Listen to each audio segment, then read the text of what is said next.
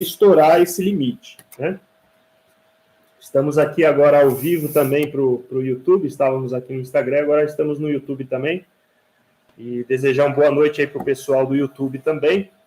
E pedir paciência para o pessoal do Instagram, a gente vai repetir aqui os tópicos, para que o pessoal do YouTube possa tirar proveito também. Esse vídeo nós vamos esclarecer algumas dúvidas aqui sobre o microempreendedor individual. Então aí, cerca de 20 anos já na área contábil, a gente sabe quais são as principais dúvidas que as pessoas têm e que mais fazem perguntas sobre o assunto. Então, sobre o que a gente vai falar? O que o MEI tem que fazer até agora, até 30 de setembro? Quais são as implicações se ele não fizer o que tem que ser feito? Qual é o novo limite do microempreendedor individual? Quando ele vai ser alterado? O que acontece se você estourar esse limite? Como funciona a aposentadoria para MEI? Se vale a pena usar o desconto na compra de veículo que o MEI tem? E se eu sou ME, se eu posso me tornar MEI, microempreendedor individual. Então, vamos começar a falar sobre os pontos aqui. Então, estamos aqui já com o Rafael, com a Elo, né? Estão ao vivo aqui com a gente. E vamos abordar aqui os assuntos já. Então, o que o MEI tem que fazer até 30 de setembro? Então, o MEI ele tem que parcelar as suas dívidas. A Receita Federal falou o seguinte: os MEIs que têm dívida e que não fizerem parcelamento até 30 de setembro, as suas dívidas serão enviadas para a dívida tívida da União, ou Procuradoria-Geral da Fazenda Nacional. O que é essa dívida tívida da União? Ela pode fazer de cara o seu débito, que já é atualizado na Receita Federal, em até 20% de multa. O débito é assim, você não pagou, imagina assim, o seu DAS venceu dia 20 de agosto. Você não pagou o seu DAS. A partir do dia 21, começa a correr multa de 0,33% ao dia. E essa multa ela vai subindo por 60 dias até atingir o limite de 20%. Além desses 20%, que daí não sobe mais de 20%, você tem os juros Selic. Você vai ter 1% mais os juros Selic. Então, vamos dizer que você não pagou, teve essas multas e juros, tudo bem. Quando esse débito ele vai para a Procuradoria da Fazenda, que é o que vai acontecer com quem não pagar ou parcelar o débito que está na Receita Federal até 30 de setembro, esse débito ele vai ser acrescido de mais 20% de honorário advocatício na dívida ativa da União. Então, é um incremento considerável aí para o seu débito. Além disso, a dívida ativa da União, ela tem certos poderes que a Receita Federal não tem, por assim dizer, que é de protestar o débito, mandar o débito para execução, tá? Embora, assim, vamos ser sinceros, isso não é tão comum no microempreendedor individual, por enquanto. Mas, haja visto que a arrecadação tributária ela caiu muito durante o tempo da pandemia, e haja visto que nós temos cerca hoje de 12 milhões de microempreendedor individual, e a estatística da Receita Federal é que cerca de 4 milhões estão em dívida, você pensa o seguinte: 4 milhões vezes R$50, que é o débito, que é o valor que o microempreendedor individual paga por mês, você vai ter ali 200 milhões de reais. Então, você pensa isso num ano, são mais de 2 bilhões de reais que deixam de ser recolhidos para a Receita Federal. Não é um valor extremamente considerável, haja visto o quanto as empresas do lucro presumido, lucro real, e do Simples, que são o maior bolo de arrecadação do país, pagam. Mas, sem dúvida, que todo o dinheiro vai ser bem-vindo para o governo numa época de pandemia. Então, não seria de se estranhar nós vermos execuções, até mesmo de débitos do microempreendedor individual, já que a Receita até sinaliza mandá-los para a dívida ativa da União. Então, é um cuidado que se tem que ter. Uma informação importante, até num outro vídeo que nós gravamos, nós não apresentamos essa informação, essa é uma novidade que nós vamos falar aqui hoje. Para quem já leu a legislação, não é novidade, mas vamos falar sobre isso. A Receita Federal vai mandar os débitos para a dívida ativa da União de quem está devendo de 5 anos para trás, tá? Então, para quem está devendo, por exemplo, até 2016, esses débitos vão para a dívida ativa. Dívidas de 2017, 2018, 2019, 2020 não vão para a dívida ativa. Por quê? Porque é uma benesse que a Receita Federal está dando por conta do período da pandemia. Então, ela não vai enviar. Exceto com existe uma exceção aí nesse caso. Se o débito for de 5 anos para trás, por exemplo, 2016, mas ele foi parcelado em 2021 e não foi pago o parcelamento, aí sim ele vai ser enviado, sim, para a dívida ativa da União. Então, tem que ficar atento a essas regrinhas. Se você ficar confuso, vale a pena você consultar um contador. Pode entrar em contato conosco aqui do canal também, nós vamos ter prazer em te ajudar sobre essa situação. O ideal é você realmente procurar uma ajuda, nós estamos dispostos a te ajudar também, para que você possa se enquadrar no que precisa ser feito aí até 30/9, para que você não possa ter nenhum problema, nenhuma dificuldade. Lembrando também que a Lei Complementar 123 de 2006, ela fala que quem é optante pelo Simples Nacional, e todo MEI é optante pelo Simples Nacional, automaticamente, ele não pode ter débitos de imposto. O Simples Nacional ele é uma forma de tributação cheia de benefícios. Então, o governo ele meio que fez uma troca. Falou assim, olha, eu dou todos esses benefícios para vocês. Em contrapartida, não pode ter débito de imposto. Então, o MEI fica sujeito também a ser excluído do Simples Nacional. Vamos falar aqui do segundo ponto agora. Qual o novo limite de faturamento do MEI? Já foi aprovado no Senado, foi enviado para a Câmara dos Deputados. Na Câmara ainda não foi aprovado, mas há uma grande sinalização de que será, sim, aprovado. Esse limite vai mudar para R$130 mil. Também já falamos isso no outro vídeo, mas algo novo que vamos falar é que a lei ela também diz que o MEI, que hoje só pode ter um funcionário, ele vai poder ter 2 funcionários. Então, esse limite de funcionários também vai aumentar. Lembrando que esse funcionário não pode ganhar mais que o piso da categoria. Então, se o piso da categoria é R$1.200, você não vai conseguir registrar um funcionário para ganhar R$2.000, por exemplo. Quando for aprovado esse aumento do limite na Câmara dos Deputados, quando é provável que ele comece a valer? Há uma grande sinalização por parte do governo que ele comece a valer a partir de 1º de janeiro de 2022, tá? O que acontece se eu estourar o limite do MEI? A resposta é depende. Depende de alguns fatores. Se você estourar o limite do MEI em até 20% do limite, o limite hoje é R$81 mil. Um detalhe é que o limite de R$81 mil é para quem funcionou todos os meses do ano, tá? Se você abriu o mês em novembro, seu limite não é 81 mil. Seu limite vai ser 6.750 vezes os meses que você funcionou. Então, se você funcionou novembro e dezembro, vai ser 6.750 vezes 2. Então, esse limite, quando você estoura esse limite em até 20%, imagine um MEI que funcionou o ano inteiro. Então, ele vai ter ali 81 mil mais 20%. Se eu não me engano, acho que dá, estou sem calculadora aqui agora, mas dá acho que 97.200, alguma coisa assim. Você faz a conta aí na sua calculadora, você já vai chegar ao valor. Se você estourar até esse limite de 97.200, se for isso mesmo, né, os 20%, mas acho que é isso mesmo, você fica excluído do MEI a partir de 1º de janeiro do ano subsequente, do próximo ano. Se você estourar esse limite acima de 20%, você fica excluído do MEI a partir desse ano corrente, a partir de 1º de janeiro. Ah, mas e se eu estourar esse limite lá em junho? Como é que eu vou ser excluído do MEI no mês anterior para trás? É isso mesmo. A Receita Federal vai retroagir, vai voltar e vai te excluir lá desde janeiro e vai calcular vai pedir para você calcular os seus impostos como Simples Nacional. Você pode até aproveitar o que você já pagou de DAS como MEI, os 50 e poucos reais lá, mas você vai ter que recalcular esses impostos com multa e juros. Já tive clientes com essa situação, tá? Que tiveram que realmente fazer a exclusão retroativa, e é algo que você tem que fazer no site da Receita Federal e tem que fazer na junta comercial também. Você precisa da ajuda, você pode você mesmo fazer, mas é muito mais simples você fazer isso com a ajuda de um contador.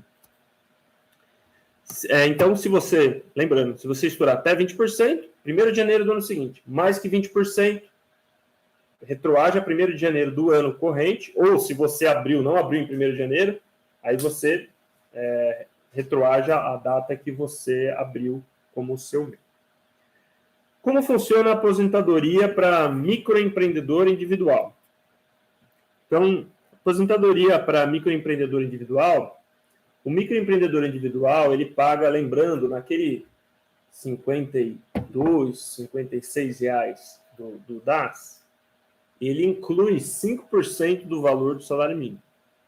O salário mínimo está 1.100, dentro desses DAS que você paga, está incluído 5% do valor do salário mínimo. Significa isso que eu vou aposentar, então, como MEI, com o valor do salário mínimo? É isso mesmo.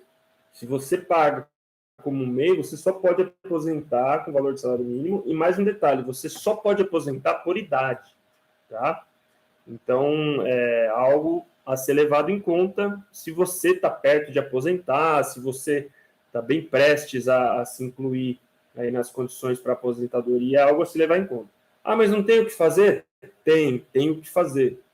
O MEI ele pode pagar um complemento que chegue em 20% do valor sobre o qual ele quer aposentar. Então, como assim? Ah, eu quero aposentar com salário mínimo mesmo, mas não quero aposentar por tempo de idade. Quero aposentar por tempo de contribuição. Você vai pegar o salário mínimo, vai calcular 20%, vai dar aí R$220. Se eu fiz a conta errada, alguém me manda aí dos que estão assistindo a live, mas acho que é isso mesmo. 1.100 vezes 20% vai dar 220. Você vai pagar esses R$220, aliás, não vai pagar 220, você já paga dentro do DAS, você já paga 5%, vai pagar mais 15% de complemento, tá? Então, se você fizer isso, além de pagar o DAS, mais 15% sobre o valor do salário mínimo, você pode também aposentar por tempo de contribuição. Mas não é tão simples. Ocorreu a reforma da Previdência, todos estão sabendo, e desde a reforma da Previdência, quem tinha as condições de aposentadoria por tempo de contribuição antes da reforma, pode se aproveitar plenamente dela. Quem vai ter as condições de tempo de contribuição depois da reforma da Previdência, ele tem que passar por algumas das regras de transição, que são chamadas. Não vamos entrar muito a fundo aqui nesse vídeo, senão o vídeo vai ficar extremamente extenso, só para falar aí sobre a aposentadoria do microempreendedor individual. Mas o fato é que se você pretende aposentar por tempo de contribuição, você tem que fazer uma guia complementar para pagar como MEI. E aí você tem que avaliar se vale a pena. Porque, por exemplo, se você vinha recolhendo como CLT, quando você era empregado, se você vinha recolhendo lá sobre o teto, que hoje dá R$6.000 e poucos lá do INSS. E aí agora você é MEI. Puxa, eu não queria perder o benefício de R$6.000. Então você tem que pensar o seguinte: você vai ter que pagar 20% sobre R$6.000, vai dar uns R$1.100. Será que vai valer a pena para você ser MEI? Você tem que fazer essa conta.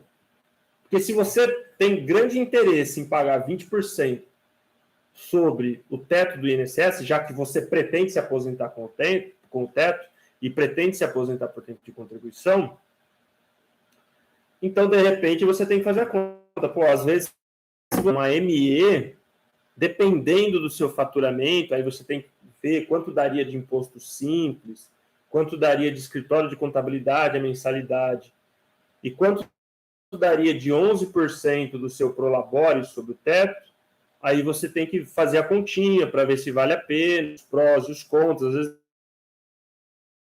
é mais caro, mas não muito mais caro, e aí também você tem benefícios por ME que você não tem no MEI. Então, assim, vale a pena consultar um contador, consultar alguém que é especialista no assunto, para que você possa fazer a conta específica. Dá para dar uma fórmula pronta, é isso, o melhor é isso. Depende do seu caso. É como um médico, por exemplo, ele querer dizer que um remédio ele sempre vai ser bom para uma determinada situação. De remédio, procurar outra alternativa. Então, a resposta que temos para dar nesse caso depende. Então, tem que analisar a sua situação para ver se vai realmente valer a pena, depende das suas circunstâncias. Vamos falar sobre se vale a pena usar o desconto na compra de veículo. Não é que existe assim um desconto para microempreendedor individual, tá? Existe desconto na compra de veículo para quem tem CNPJ. Então, quem tem CNPJ, ele pode comprar veículo com até 30% de desconto ali nos impostos, tá? Para quem tem CNPJ. Vale a pena usar esse desconto? Pô, mas eu vou ter um desconto. Depende também. Por quê? Primeiro que esse desconto só vale para carro 0 km, não vale para carro seminovo, nem carro usado. Então, você tem que avaliar isso aí. Você gosta de comprar carro 0 km? Está disposto a comprar um carro 0 km? Pegar toda aquela desvalorização que tem, a depreciação do veículo 0 km, quando sai da loja do veículo, ela já é absurda. Então, será que compensa? Você tem que fazer a sua continha também. Outro porém, quando você compra um veículo 0 km por CNPJ, se beneficiando dos descontos lá de até 30%, você não pode se desfazer do veículo em 12 meses. Então, está disposto a também ter essa fidelidade, entre aspas, com o carro, por assim dizer? É algo que você deve levar em conta. Quais seriam as desvantagens? Qual que é a nossa opinião, tá? Sobre esse aspecto? Você tem que levar em conta a depreciação, como a gente falou, e você tem que estar disposto a esperar. Você, quando compra um carro com CNPJ, você não sai da concessionária, você não sai com o carro. Geralmente leva de 50 a 60 dias para chegar o carro 0 km quando você compra com o CNPJ. Além disso, numa eventual fiscalização para MEI, que, assim, volto a frisar, não é muito comum atualmente, mas há uma grande possibilidade que passe a ser.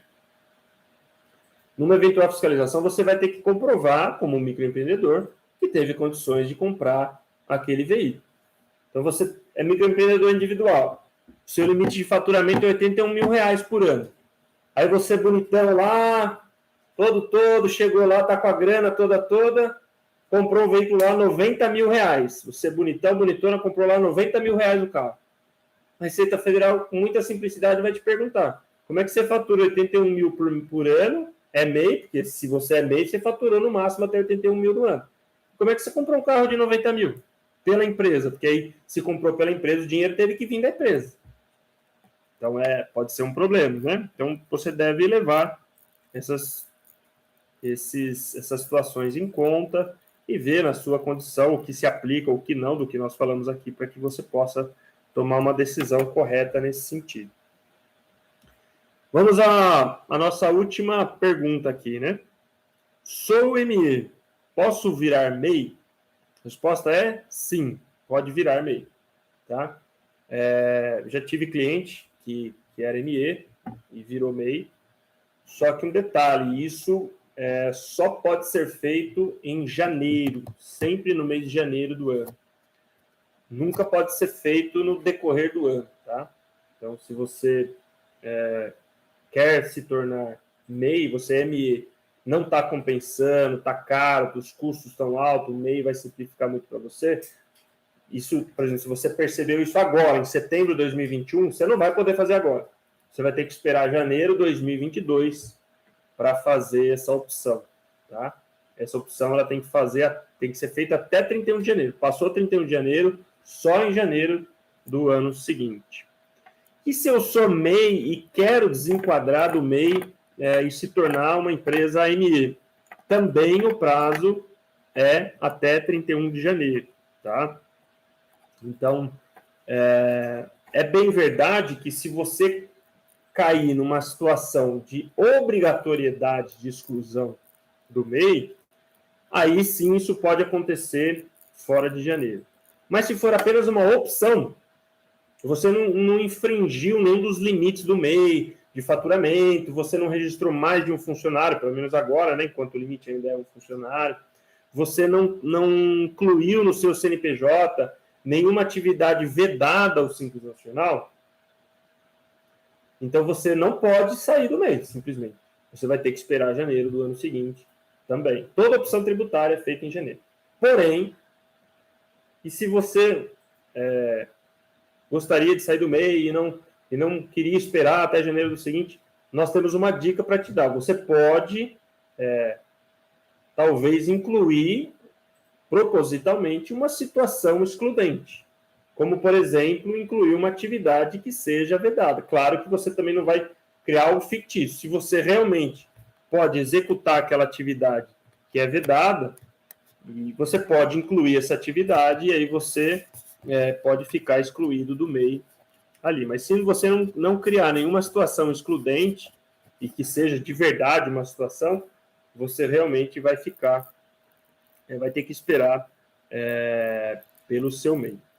Vamos falar.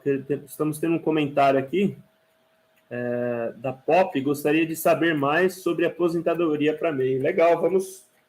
Nós estamos até pensando mesmo em gravar um vídeo, tá? Específico para falar sobre microempreendedor. Estamos tendo alguns comentários aqui, interessante. Obrigado, boas informações. Obrigado, pessoal aí que está assistindo.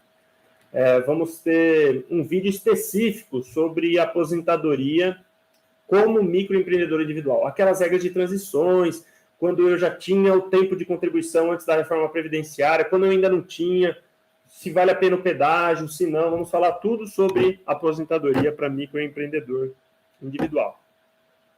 Vamos falar aqui um último aspecto que mandaram aqui também, uma pergunta, que é sobre declaração do imposto de renda como MEI, tá? Vamos dar esse bônus aí nesse vídeo, falar sobre a declaração do imposto de renda. Então, o MEI está obrigado a fazer declaração do imposto de renda? A resposta é, por simplesmente ser MEI, não está obrigado. Não só o MEI, como qualquer empresário. Antigamente, a Receita Federal obrigava. Você tinha empresa, você tinha que fazer a declaração do imposto de renda. Hoje em dia não é mais assim. Hoje em dia, você só está obrigado a entregar a declaração do imposto de renda se você se incluir em alguma outra situação de obrigatoriedade. Um ponto que tem que ser levado em conta, por exemplo, o MEI, quando você paga o seu DAS, você está pagando 5% do salário mínimo, tá? Então, o que alguns especialistas recomendam sobre a declaração do MEI, embora não há muita informação sobre isso, mas é como que um consenso entre os contadores sobre a declaração do imposto de renda do MEI. Já que você paga 5% do salário mínimo como MEI, você pode incluir isso como receita tributável na declaração do imposto de renda. Então, você vai incluir ali 1.100 vezes 12. Aquilo é receita tributável na declaração do imposto de renda. Mas isso não atinge o limite, por exemplo, desse ano para a declaração do MEI. Ok, então nisso não te obriga. Porém, se você tem uma distribuição de lucros acima de R$40 mil no ano, a Receita Federal fala que isso é situação de obrigatoriedade da declaração do imposto de renda. Rendimentos isentos, qualquer rendimento isento, acima de R$40 mil, obriga a pessoa a declarar imposto de renda. Recebeu uma doação acima de 40 mil, obrigado a declarar imposto de renda. Não vai pagar imposto sobre a doação, mas está obrigado a declarar. Recebeu a distribuição de lucro como MEI acima de R$40 mil, tem que declarar imposto de renda. Não vai pagar imposto sobre esses 40 mil, mas tem que declarar imposto de renda, está obrigado. Tá? Então, assim, tem que se avaliar isso com cuidado. É bem verdade que tem um outro porém sobre essa situação. A Receita Federal fala o seguinte: quem não faz contabilidade, as empresas que não fazem contabilidade, e o microempreendedor individual, ele não está obrigado a ter contabilidade formal, ele não é obrigado, diferente das outras empresas. O novo Código Civil estabelece a obrigatoriedade de elaboração de balanço e demonstrações de resultado. O microempreendedor individual não está obrigado. Se ele não está obrigado e ele não faz contabilidade, ele só pode distribuir como lucros se ele estiver fazendo imposto de renda por algum outro motivo. Por exemplo, imagine que você faz investimentos na Bolsa de Valores. Quem faz investimento na Bolsa de Valores está obrigado a declarar imposto de renda. Aí você, como vai informar os rendimentos da Bolsa de Valores, aí sim você é obrigado a informar todo o rendimento que você tem como MEI. Estando você obrigado a entregar pela questão do MEI ou não. Entendeu? Imagina assim, ó, olhar só a situação do MEI. Você tem um rendimento lá de 12 mil no ano de Prolabore, que é o salário mínimo, pelo qual você paga os 5% lá no DAS. E você não faz contabilidade. Você não estaria obrigado a entregar a declaração de imposto de renda. Mas, se você, por algum outro motivo, está obrigado a entregar, como, por exemplo, você investe dinheiro na bolsa, aí você mesmo não estando obrigado só pela questão do MEI, você tem que informar tudo que você teve de rendimento do MEI. Aí imagina assim, você faturou lá 80 mil reais no seu MEI no ano. Você pagou lá o seu DAS, sobrou lá, sei lá, 79.400, aí você, tirando as despesas lá que você teve como mês, sobrou 70 mil reais. Beleza, você vai informar lá que você teve como rendimento isento 70 mil reais. A Receita não permite isso. Ela fala que ela só permite, imagine que esse MEI que nós estamos mencionando como exemplo, ele seja prestador de serviço. Ela fala o seguinte, esse MEI ele só vai poder declarar esse rendimento de 70 mil reais como isento se ele tem contabilidade formal. Contabilidade formal, entende-se, não é ele preencher uma planilhazinha do Excel lá e apurar o resultado dele. Tem que ser um contador, com CRC, tem que ser gerado livro diário, com assinatura, tudo bonitinho. Se ele comprovar pela contabilidade formal que o lucro dele, desse prestador de serviço, é superior a 32%, que é o percentual que a Receita Federal presume que quem presta serviço tem de lucro, aí ele vai poder oferecer esses 70 mil reais na declaração como rendimento isento. Caso contrário, ele vai pagar imposto sobre esse valor. Como vai ser a conta daí? Vai pegar esses 70 mil e vai ser assim, ó. Ele vai pegar 81 mil reais. Apareceu uma calculadora aqui do meu lado para me ajudar agora. Ele vai pegar os 81 mil reais. Vou fazer aqui com vocês, ó. Vai calcular. Eu falei que ele faturou 80 mil, não 81, né? Então, 80 mil reais vezes 32% vai dar 25.600, tá? Aí, a Receita Federal fala que essa é a continha. Desses 25.600, ele vai tirar tudo que ele pagou de DAS no ano. Vamos arredondar para facilitar. Vamos colocar que ele pagou 600 reais de DAS no ano, tá? Isso vai sobrar 25 mil. É só esses 25 mil que ele vai poder declarar como rendimento isento. Ah, mas e os outros 45 mil, que é daqueles 70 mil que falamos, lembra? Tem que ser tributado. A Receita Federal só permite que o rendimento não seja tributado se for comprovado por contabilidade formal que foi apurado o lucro acima dos 32%, que é o que a Receita Federal permite que seja distribuído, deduzindo-se os impostos. Então, isso é o que ela presume. Ah, mas eu não sou prestador de serviço, sou comerciante. Para quem é comerciante, 8%. Ah, mas eu não sou comerciante, eu fabrico. Para quem fabrica, 8% também. Então, faturou 80 mil, você vai poder declarar como rendimento isento, vai ser 6.400 deduzido do DAS. Ah, pagou 600 reais de DAS. 6.400 menos 600, 5.800. Ah, mas é a diferença, vai pagar imposto. A não ser que você tenha uma contabilidade formal. Então, tudo isso tem que ser levado em conta, né? Embora a contabilidade não é obrigatória para MEI, tudo isso tem que ser levado em conta para o MEI decidir se realmente ele não deve ter contabilidade ou não. Então, assim, é claro que o ideal é você sempre consultar um contador, um especialista. Você pode mandar mensagem para a gente vai ter prazer em responder. Esperamos que vocês tenham gostado aí dessa live.